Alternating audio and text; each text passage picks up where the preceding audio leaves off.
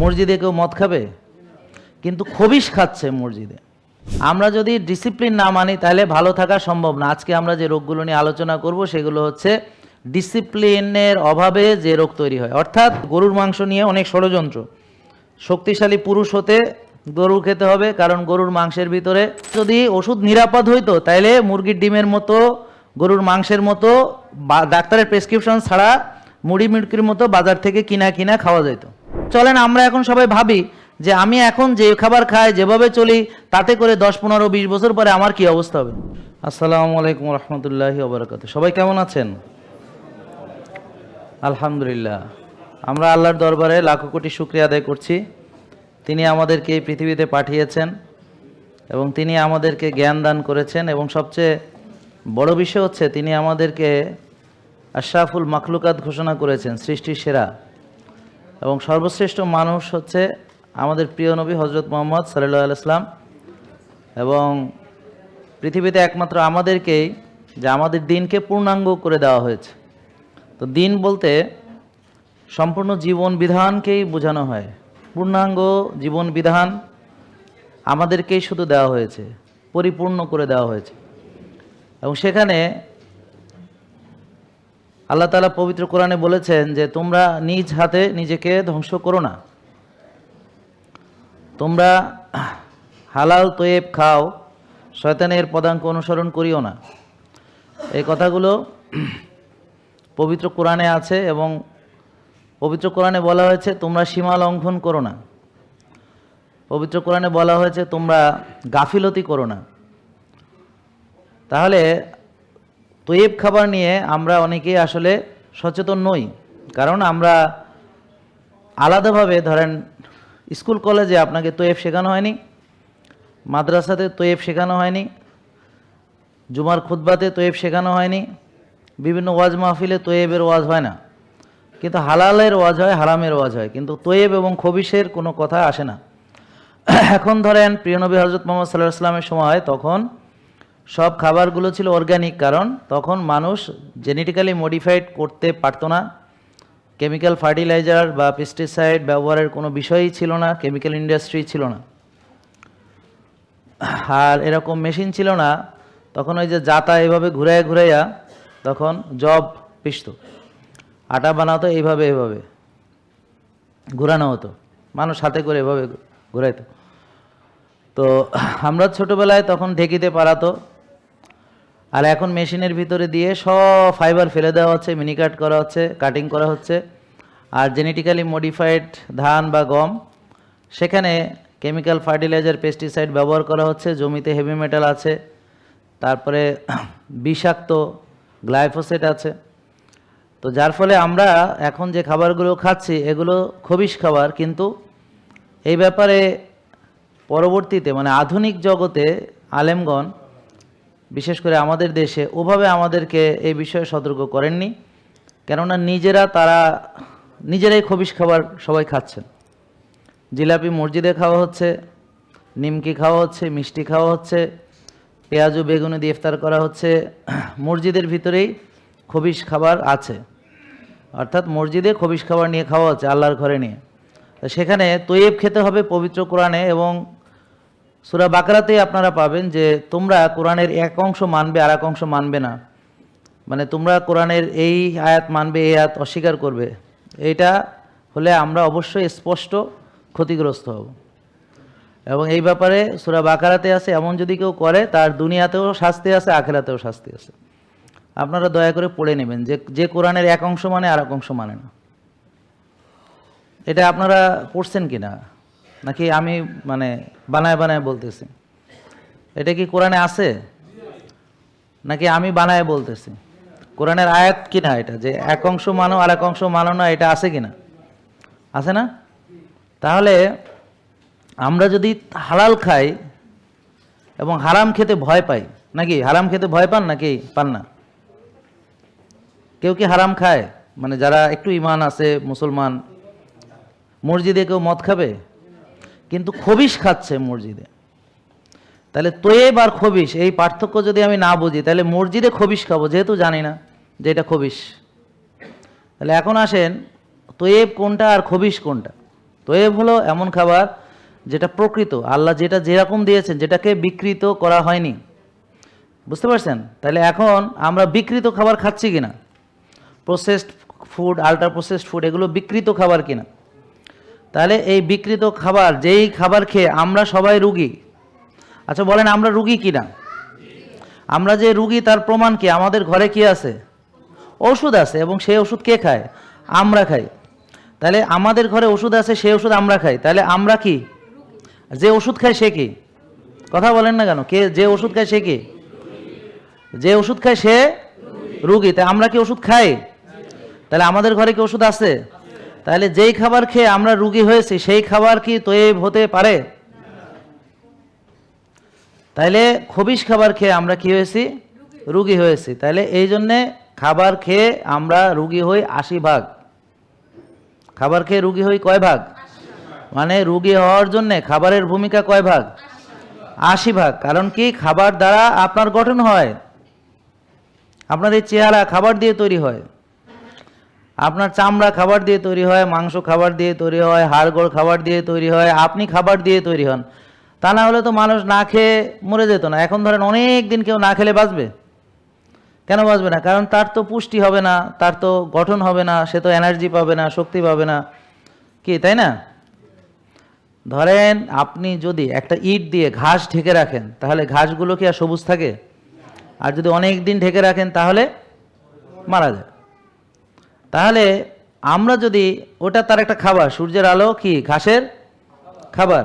তারপর জমিতে আপনি সেচ দিচ্ছেন, পানি তার খাবার। এখন সেচ বন্ধ হয়ে গেল, একটা জায়গায় জমিতে পানি দেওয়া গেল না, তাহলে কি হবে? মরুভূমিতে বৃষ্টি হলে গাছপালা জন্মায়? আন্দাজে। পবিত্র কোরআনও পড়েন নাই? অবশ্যই গাছপালা জন্মাবে বৃষ্টি হলে। আল্লাহ বলেছেন না, মৃত মৃত মৃত ইয়া মরুভূমি, কিন্তু যেই বৃষ্টির পানি পড়বে অমনি এখানে গাছপালা জন্মগ্রহণ করবে। এবং কেয়ামতের আগে ওই সব দেখবেন আরবের যত ইয়ে আছে, মরুভূমি আছে, দেখবেন সব সবুজ হয়ে যাবে। এখনই অনেক পাহাড় সবুজ হয়ে যাচ্ছে। এটা হলো কেয়ামতের আলামত, বুঝলেন? তাহলে যেখানে পানি পাবে সেটা কি? জীবন পাবে। পানি হলো কি? জীবন, তাই না? তাহলে আমরা যদি নষ্ট পানি খাই তাহলে কি হলো? আমরা জীবন নষ্ট হবে। আমরা যদি নষ্ট খাবার খাই তাহলে কি হবে? আমার জীবন নষ্ট হবে। এটা কি আপনারা বুঝতে পারতেছেন? এখন কেউ নষ্ট খাবারও খায়, সাথে কেমিক্যাল ওষুধও খায়, তাহলে তার কি হবে? ওষুধ ক্ষতিকর কিনা? দীর্ঘদিন খেলে সেটা আরও ক্ষতি কিনা? তাহলে একটা লোক ভেজাল খাবারের সাথে আবার কেমিক্যাল ওষুধও খায়, তাহলে এটা তার কয়টা ক্ষতি হলো? 2টা ক্ষতি হলো। তার ডাবল ক্ষতি। এভাবে যদি চলতে থাকে সে কি ভালো হবে? তাহলে এখন আপনারা নিজেরা নষ্ট খাবার খেয়ে রুগী হয়ে আবার আরও কেমিক্যাল খাচ্ছেন, ডাক্তারের কাছ থেকে নিচ্ছেন প্রেসক্রিপশন হিসেবে, এবং আপনারা কি ভাবতেছেন এইভাবে আপনি সুস্থ হবেন দিন দিন? তাহলে আপনি যদি জানেন যে সুস্থ হবেন না, তাহলে আপনি টাকা খরচ করে ডাক্তার দেখাচ্ছেন কেন? তাহলে আপনি ভিজিট দিচ্ছেন কেন? ওষুধ টাকা দিয়ে কিনতেছেন কেন? বলেন তো, এটা কখনো ভেবে দেখেছেন? এইটা ভেবে দেখার দরকার। এখন আমি যা বলেছি কি বুঝতে অসুবিধা হচ্ছে? ধরেন একটা রোগ হলো, সেই রোগের কারণ হলো নষ্ট খাবার খাওয়া, তাহলে সেটার চিকিৎসা হলো কি? তৈয়ব খাবার খাওয়া, ঠিক না? আর একটা রোগের কারণ হলো বেশি বেশি খাওয়া, সেটার চিকিৎসা হলো কম কম খাওয়া। একটা রোগের কারণ হলো যে আমি বারবার খাই, সেটার চিকিৎসা হলো রোজা রাখা, একটা নির্দিষ্ট সময়ের ভিতর খাওয়া আর একটা নির্দিষ্ট সময় না খেয়ে থাকা। একটা রোগের মূল কারণ হলো যে বেশি খায়, আর সেটা তাহলে কি করতে হবে? কম খাইতে হবে, 3 ভাগের 1 ভাগ। একটা রোগের মূল কারণ হলো কি? যে রোগটা বানাইছে বেশি খেয়ে, বারবার খেয়ে, বুঝতে পারছেন? আর সে কায়িক শ্রম বা ব্যায়াম করেনি, তো যাই খাইছে সেই খাবারটাই তার অতিরিক্ত জমা হয়েছে শরীরে, জমতে জমতে জমতে জমতে তার ওজন বাড়ছে, লিভারে চর্বি জমছে, কোষেও ভালো রয়েছে। তা এখন খাইছে কিন্তু ব্যায়াম করে না, তাহলে সেটার চিকিৎসা হলো পরিমিত আহার গ্রহণ করবে, কায়িক শ্রম বা ব্যায়াম করবে। কি বোঝেন নাই? একটা রোগের কারণ হলো রাত জাগে, টেনশন করে, তাহলে এখন সেটার চিকিৎসা কি? সে রাত জাগবে না, টেনশন বদলে সে ভালো চিন্তা করবে, এবং সে মানসিক প্রশান্তির চর্চা করবে, আল্লাহর উপরে তাওয়াক্কুল করবে, এবং সে মুমিন। যেহেতু মুমিন হতাশ, মুমিন কি হতাশ? আল্লাহ কি বলেছেন? মুমিন হতাশ? নিশ্চয়ই মুমিন সফল কাম হয়ে গেছে, নিশ্চয়ই মুমিন সফল কাম হয়ে গেছে। তো মুমিনরা তো সফল, সফল লোক কেন হতাশ হবে? মুমিন সফল হয়ে গেছে, মানে আল্লাহ বলেননি যে সফল হবে, কোথাও নেই কোরআনে যে সফল হবে। মানে যে মুমিন সে সফল হয়ে গেছে, তো সে জান্নাতি, অলরেডি জান্নাতি। তার জান্নাত পেতে এখন কিছুটা সময় লাগবে, এখন একটা সময়ের দরকার, এই সময়ের পরে সে জান্নাতটা পাবে। তাকে মারা যেতে হবে, আমলে বর্জক হবে, বিচার আচার হবে, বাট আফটার সার্টেন পিরিয়ড সে ওখানে যাবে। সো অলরেডি সে সফল, এখন কিছুটা পথ তার অতিক্রম করতে হবে সবাইকে, নাকি? তাহলে এই মুমিন হতাশ হয়, তো আল্লাহ বলেছেন মুমিন হতাশ হয় না। তাহলে এখন মুমিন কেন টেনশন করবে, দুশ্চিন্তা করবে, হতাশ হবে? তাহলে দেখা যাচ্ছে যে সে পবিত্র কোরআনে যেহেতু আল্লাহ বলেছেন যে মুমিন হতাশ হয় না, তাহলে আমরা বুঝবো যে হতাশ হয় সে কি? এটা তো আমি বলতেছি না, আপনারা বলতে হবে। তাহলে যে হতাশ হয় সে কি? তাহলে হতাশ হলে কে খুশি হবে? ইবলিস। তাহলে ইবলিসকে খুশি করলে সেটা ইবলিসের ইবাদত, আল্লাহকে খুশি করলে সেটা আল্লাহর ইবাদত। দেখেন বোঝেন কিনা? এগুলো আমাদেরকে বুঝতে হবে যে পবিত্র কোরআনের সকল শিক্ষা আমাদের জীবনে লাগবে। কারণ আল্লাহ বলেছেন যে কোরআনকে যদি আমরা মসজিদে মানি, মাদ্রাসায় মানি, কিন্তু প্রাত্যহিক জীবনে যদি না মানি, তাহলে মানে কোরআনের এক অংশ মানলাম আর এক অংশ, আমরা কোরআনের আদেশ নামাজ পড়ি, কিন্তু কোরআনের আদেশ আমরা জাকাত ভিত্তিক সমাজ ব্যবস্থা গড়ে তোলা, কোরআনের আদেশ সুদ থেকে বেঁচে থাকা, সুদ ভিত্তিক সমাজ ব্যবস্থাকে কি আমরা কি মেনে নিতে পারি মুসলমান? কিন্তু আমরা তো মেনে নিয়েই আসি, তাই না?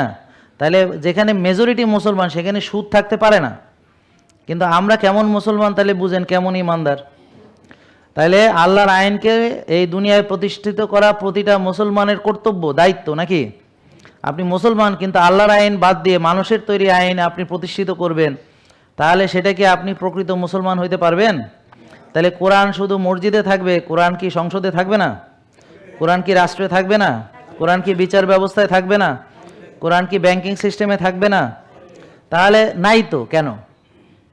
কারণ আমরা মুমিনও না, আমরা মুসলমানও না, কিন্তু আমরা দাবি করি, কারণ আমরা ভাবি আমি নামাজ পড়ছি, টুপি লাগাইছি, দাড়ি হয়েছে, তা আমি বিরাট মুমিন। কিন্তু অ্যাকচুয়ালি আমরা আংশিক কিতাব মানি, বাকিটা মানি না। তাহলে আল্লাহ যদি বলতেন যে হ্যাঁ কিতাব শুধু ওই নামাজ, রোজা, হজ, যাকাত মানলেই হবে, আর বাকি সুদ খাইলে খাইতে পারবা, তারপরে তোমার ওই যে ঘুষ দিলে দিতে পারবা, তারপর তোমার নিজের আইন বানায় বানায় তোমরা বিচার করবা, রাষ্ট্র ব্যবস্থা হবে মানুষের তৈরি, হ্যাঁ আল্লাহর আইন লাগবে না, তাহলে আপনাদের কোনো বিপদ ছিল না। কিন্তু সূরা বাকারাতেই আল্লাহ বলেছেন যে যে কোরআনের অংশ একটা মানে আর একটা মানে না, যে পূর্ণাঙ্গ মুসলমান হয়নি, যে পুরোপুরিভাবে ইসলামে প্রবেশ করেনি, পূর্ণাঙ্গভাবে ইসলামে প্রবেশ করেনি, যে দিন হিসাবে ইসলামকে একমাত্র জীবন বিধান হিসেবে গ্রহণ করেনি, যে নিজেকে আল্লাহ রঙে রাঙায়নি, তার পরিণতি দুনিয়াতে ভয়ঙ্কর, আখেরাতে মহাভয়ঙ্কর। এটাকে আমি বলতেছি না, কোরআনের আয়াত। তাহলে আমরা কোরআন মানি না কিন্তু মুসলমান, আমরা কোরআনের এক অংশ বাদ দিয়ে দিছি, তোয়েব খাই না কিন্তু মুসলমান। দেখেন খেয়াল করে, আমরা হতাশ কিন্তু মুসলমান, ঠিক আছে? আমরা নিজেকে ব্যর্থ ভাবছি কিন্তু মুসলমান, অথচ আল্লাহ বলেছে মুমিন সফল কাম হয়ে গেছে। তাহলে আমি যদি প্রকৃত মুমিন হয়, তাহলে তো already I M a successful one. তা আমার তো আর হতাশ হওয়ার কোনো কারণ নেই, কি ঠিক কি না? মসজিদে কেউ মদ খাবে, কিন্তু খবিশ খাচ্ছে মসজিদে। তাহলে তোয়েব আর খবিশ এই পার্থক্য যদি আমি না বুঝি, তাহলে মসজিদে খবিশ খাবো, যেহেতু জানি না যে এটা খবিশ। তাহলে এখন আসেন, তোয়েব কোনটা আর খবিশ কোনটা?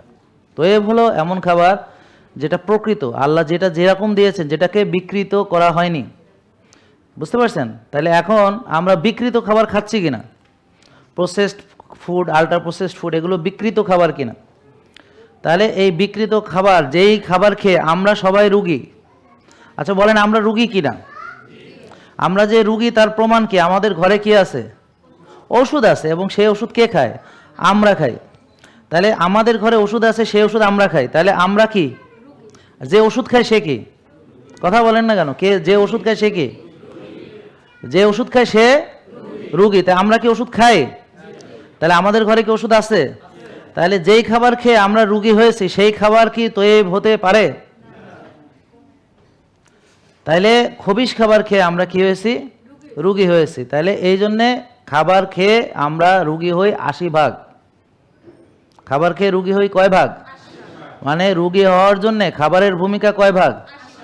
80 ভাগ। কারণ কি? খাবার দ্বারা আপনার গঠন হয়, আপনার এই চেহারা খাবার দিয়ে তৈরি হয়, আপনার চামড়া খাবার দিয়ে তৈরি হয়, মাংস খাবার দিয়ে তৈরি হয়, হাড়গোড় খাবার দিয়ে তৈরি হয়, আপনি খাবার দিয়ে তৈরি হন।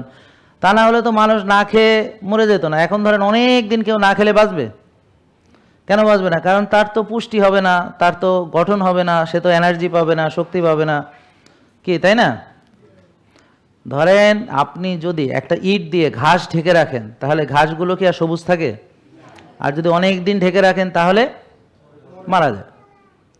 তাহলে আমরা যদি, ওটা তার একটা খাবার, সূর্যের আলো কি ঘাসের খাবার, তারপর জমিতে আপনি সেচ দিচ্ছেন, পানি তার খাবার। এখন সেচ বন্ধ হয়ে গেল, একটা জায়গায় জমিতে পানি দেওয়া গেল না, তাহলে কি হবে? মরুভূমিতে বৃষ্টি হলে গাছপালা জন্মায়? আন্দাজে। পবিত্র কোরআনও পড়েন নাই? অবশ্যই গাছপালা জন্মাবে বৃষ্টি হলে। আল্লাহ বলেছেন না, মৃত মৃত মৃত মরুভূমি, কিন্তু যেই বৃষ্টির পানি পড়বে অমনি এখানে গাছপালা জন্মগ্রহণ করবে। এবং কেয়ামতের আগে ওই সব দেখবেন আরবের যত আছে মরুভূমি আছে, দেখবেন সব সবুজ হয়ে যাবে। এখনই অনেক পাহাড় সবুজ হয়ে যাচ্ছে। এটা হলো কেয়ামতের আলামত, বুঝলেন? তাহলে যেখানে পানি পাবে সেটা কি? জীবন পাবে। পানি হলো কি? জীবন, তাই না?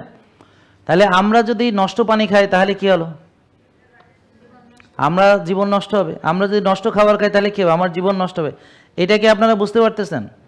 এখন কেউ নষ্ট খাবারও খায়, সাথে কেমিক্যাল ওষুধও খায়, তাহলে তার কি হবে? ওষুধ ক্ষতিকর কিনা? দীর্ঘদিন খেলে সেটা আরও ক্ষতি কিনা? তাহলে একটা লোক ভেজাল খাবারের সাথে আবার কেমিক্যাল ওষুধও খায়, তাহলে এটা তার কয়টা ক্ষতি হলো? দুইটা ক্ষতি হলো, তার ডাবল ক্ষতি। এভাবে যদি চলতে থাকে সে কি ভালো হবে? তাহলে এখন আপনারা নিজেরা নষ্ট খাবার খেয়ে রুগী হয়ে আবার আরও কেমিক্যাল খাচ্ছেন, ডাক্তারের কাছ থেকে নিচ্ছেন প্রেসক্রিপশন হিসেবে, এবং আপনারা কি ভাবতেছেন এইভাবে আপনি সুস্থ হবেন দিন দিন? তাহলে আপনি যদি জানেন যে সুস্থ হবেন না, তাহলে আপনি টাকা খরচ করে ডাক্তার দেখাচ্ছেন কেন? তাহলে আপনি ভিজিট দিচ্ছেন কেন? ওষুধ টাকা দিয়ে কিনতেছেন কেন? বলেন তো, এটা কখনো ভেবে দেখেছেন? এইটা ভেবে দেখার দরকার। এখন আমি যা বলেছি কি বুঝতে অসুবিধা হচ্ছে? আমরা যদি ডিসিপ্লিন না মানি তাহলে ভালো থাকা সম্ভব না। আজকে আমরা যে রোগগুলো নিয়ে আলোচনা করব সেগুলো হচ্ছে ডিসিপ্লিনের অভাবে যে রোগ তৈরি হয়, অর্থাৎ ব্যায়াম করেন নাই বা কায়িক করেন নাই বা খেলাধুলা করেন নাই, এর কারণে যে রোগগুলো হয়। বা বেশি খাইছেন, বারবার খাইছেন, খবিশ খাবার খাইছেন, অতিরিক্ত খাইছেন, বুফে খাইছেন, জন্মদিন খাইছেন, মৃত্যু দিবস খাইছেন, জিয়াফত খাইছেন, আন্দোলনে গিয়ে বিরিয়ানি খাইছেন, মসজিদে জিলাপি খাইছেন, তারপর কেক কোক ভাইরাল খাইছেন, ভাইরাল কেক আছে না, ভাইরাল কেক খাইছেন, বুফেতে 100 পদ খাইতে গেছেন 2200 টাকা দিয়া বা 2500 টাকা দিয়া, তো খাইতে পারেন নাই, ডায়রিয়া হয়েছে। তা এখন বুফেতে গেছেন, মানে অতিরিক্ত খাদ্য গ্রহণ, সেটাকে ব্যবহার না করে সঞ্চয় করা, অলসতা বিলাসিতা করা, রাতে না ঘুমিয়ে টেনশন করে রাত জেগে দিনে ঘুমানো, ভোরে না ওঠা, দিন ছোট হয়ে যায় ভোরে না উঠতে পারলে। ভোরে 3টা বাজে 4টা বাজে কেউ যদি ওঠে তার দিন 10 হাত লম্বা হয়। কারণ কি? সে সকাল 10টার আগে, যেমন আমি উঠেছি আজকে 4টায়, তাহলে এখন 6 ঘন্টা হয়ে গেছে। অলরেডি 6 ঘন্টা আমি কাজ করেছি। কি কাজ করেছি? সালাত আদায় থেকে শুরু করে, তারপর খেলাধুলা, বরফ থেরাপি, ইয়োগা, হ্যাঁ অনেক কিছু করা শেষ, জ্যাকুজি। তো এখন আমি আসছি হচ্ছে আপনাদের সঙ্গে কিছু ওই যে জ্ঞান, আমার অর্জিত নলেজ শেয়ার করতে। তখন এটাও দুনিয়ার কাজ এবং আখেরাতের কাজ, নাকি ভাই? দুনিয়ার কাজ হয়তো যদি আপনার থেকে আমি টাকা পয়সা নিতাম, তা আমি যেহেতু এই সেশনের জন্য কোনো চার্জ করিনি, সেহেতু এই সেশনে আমি যে কথা বলছি এটা আপনাদের কোনো পেমেন্ট দিতে হচ্ছে না। যে কেউ এসে সেশন দেখতে পারবে, এনিওয়ান। কথা বুঝতে পারছেন? যে কেউ এসে দেখতে পারে, এবং ফেসবুক ইউটিউবে অনেকে দেখছে। গরুর মাংস নিয়ে অনেক ষড়যন্ত্র। শক্তিশালী পুরুষ হতে গরু খেতে হবে, কারণ গরুর মাংসের ভিতরে ভালো চর্বি থাকে। গরুর মাংস রেড মিট, সেখানে ভালো প্রোটিন থাকে, সেখানে লিবোকার্নিটিন থাকে, সেখানে কোয়েনজাইম কিউটেন থাকে, সেখানে সিলেনিয়াম থাকে, সেখানে হিম থাকে, ভালো প্রোটিনও থাকে, সব। মানে সোজা কথা হলো গরুর মাংস হলো রক্ত তৈরি করার জন্য ভালো। গরুর কলিজা রক্ত তৈরি করার জন্য ভালো। পুরুষের পুরুষত্বের জন্য কোলেস্ট্রল দরকার, টেস্টোস্টেরন দরকার, হ্যাঁ ভিটামিন ডি দরকার, সেগুলো সব থাকে গরুর মাংসের মধ্যে। তাই জন্যে কোন গরু খেতে হবে? যেই গরু জেকে লাইফস্টাইল ফলো করে, অর্থাৎ যে গরু ঘাস খায়, যে গরু চড়ে বেড়ায়, যে গরু রোদ্রে যায়, যেটা দেশি জাত। যদি হাইব্রিড হয়, এক জায়গায় বেঁধে রাখা হয়, যেটা যদি ফিট খাওয়ানো হয়, মোটা তাজা প্রজেক্টে নেওয়া হয়, সেটা ভিন্ন জিনিস। ওটা অরিজিনাল না, ওটা তৈয়েব না, ওটা খবিশ। যদি ওষুধ নিরাপদ হইতো তাইলে মুরগির ডিমের মতো গরুর মাংসের মতো ডাক্তারের প্রেসক্রিপশন ছাড়া মুড়ি মুড়কির মতো বাজার থেকে কিনা খাওয়া যেত। কি বোঝেন নাই কথা? তাহলে আপনারা ওষুধ খাইতে ভয় পান না, কারণ আপনারা এটাকে পবিত্র নিরাপদ ভাবতেছেন এটার কোনো ক্ষতি নাই, ভাবতেছেন এটা খুব ভালো। তাহলে দেখেন, খবিশ খাবার যদি খবিশ হয়, তাহলে এই ড্রাগস, এটা যে পয়জন, এটা বুঝতে কি কোনো প্রবলেম হইতেছে? এটা যে বিষ, বুঝেন না? বিষ না হলে লাইসেন্সধারী ডাক্তার দিয়ে লেখাইয়া খাওয়ার দরকার আছিল না। আপনি ধরেন আগ্নেয়াস্ত্র লাইসেন্স লাগে, তারপর গুলির হিসাব টিসাব দিতে হয়, আবার মাঝে মাঝে এটা জমা দিয়ে আসতে হয় যখন দেশের পরিস্থিতি খারাপ থাকে। কেন? কারণ এটা দিয়ে মানুষ খুন করা যায়। ঠিক একইভাবে একজন ড্রাইভারের লাইসেন্স লাগে, কারণ সে যদি লাইসেন্সধারী হয় তাহলে সেটা হবে অ্যাক্সিডেন্ট, আর লাইসেন্স ছাড়া সেটা হবে কিলিং, যদি সে অ্যাক্সিডেন্ট করে। বুঝতে পারছেন? তাহলে ঠিক একইভাবে ড্রাগসও আপনার যদি কোনো প্রেসক্রিপশন ডাক্তার লিখে দেয়, রোগী মারা যায়, তখন কোনো সমস্যা হবে না। কিন্তু যদি ডাক্তার, সে যদি সার্টিফিকেট না থাকে, তাকে জেল জরিমানা করা হবে। কি ঠিক কিনা? তার মানে বিষ, এই জন্য এটা বিষাক্ত বলে এতে মানুষ মারা যেতে পারে, এতে বলে পার্শ্ব প্রতিক্রিয়া হতে পারে, ড্রাগ ইন্টারাকশন হতে পারে, এবং এক ড্রাগের সাইড এফেক্ট আরেক রকম হতে পারে। তো এই জন্যে এইটা অভিজ্ঞ ডাক্তার ছাড়া, রেজিস্টার্ড চিকিৎসক ছাড়া লেখা যাবে না, খাওয়া যাবে না, প্রেসক্রিপশন ছাড়া নেওয়া যাবে না। ঠিক এ বোঝেন? আপনারা সেটারে নিরাপদ মনে করতেছেন, মুড়ি মুড়কির মতো খাইতে আছেন। তাহলে খাবার খেয়ে রুগী হয়ে আরো একটা বিষাক্ত জিনিস আপনি খাইতেছেন, 3, 4, 5, 6টা, 2 বেলা 3 বেলা, এবং আপনি ভাবতেছেন আপনি মহা চিকিৎসা করতেছেন। মানে আমি চিকিৎসা করতেছি, খুশি, বড় বড় ডাক্তার দেখাইছি, দারুণ দারুণ ওষুধ দিচ্ছে, আমি খাইতেছি, টাকা দিয়ে খুব চিকিৎসা করতেছি। দেখেন অবস্থা। তাহলে চলেন আমরা এখন সবাই ভাবি যে আমি এখন যে খাবার খাই, যেভাবে চলি, তাতে করে 10, 15, 20 বছর পরে আমার কি অবস্থা হবে? আমি এখন যা যা করতেছি, এতে করে যদি এখন মারা যায়, তাতে কি আমি জাহান্নামে বা জান্নাতে যাব? নিজের বিচার নিজেই করেন। এখন মনে করেন যে আজকে আপনার মারা গেছেন, মারা গেলে এখন আপনার দাফন কাফন হইতে আছে, এখন আপনার জানাজা হইতেছে, জানাজা কে কে আসবে, বুঝলেন? এখন কি এই সম্পদ নিয়ে আপনার পোলাপান ঝগড়াঝাটি করবে কিনা, এরা কে কানবে, আপনি মরে গেলে কে খুশি হবে, বুঝতে পারছেন? কে আপনাকে কবরে রেখে আসবে, কবরে গেলে পরে তখন ফেরেশতারা কি কি জিজ্ঞেস করবে, হ্যাঁ, এরপরে এগুলো নিয়ে ভাবেন তো একটু, দেখেন কোনটা গুরুত্বপূর্ণ আর কোনটা গুরুত্বপূর্ণ নয়।